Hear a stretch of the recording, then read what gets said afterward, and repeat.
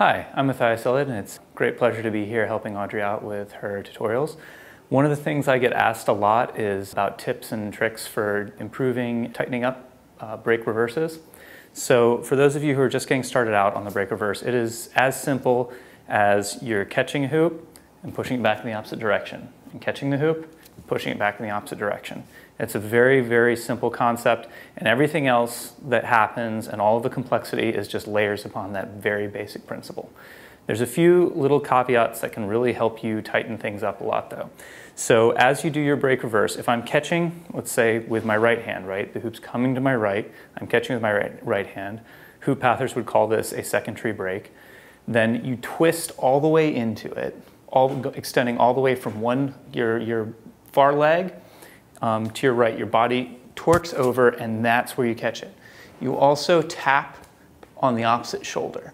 So to give that as an example, come across, catch, tap. Come across, catch, tap. Come across, catch, tap.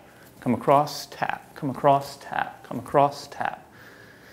So what that does is it lets you tighten up your brakes significantly. You also want to dip. See how I'm bouncing up and down? Dip, dip, dip. Every time I drop like that, when you stop, the hoop drips a little bit, like that. And if you dip at the same time, it keeps the hoop level. So dip, dip, dip. Twist your body and dip at the same time, and tap your opposite shoulder.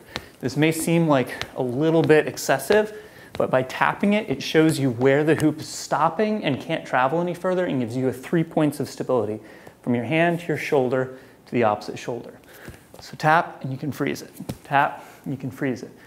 This also lets you start hitting on the beat and gives you tactile feedback about where the hoop is stopping so you can brake on the rhythm. So I hope that this is helpful for those of you who are trying to improve your brakes, and thank you very much.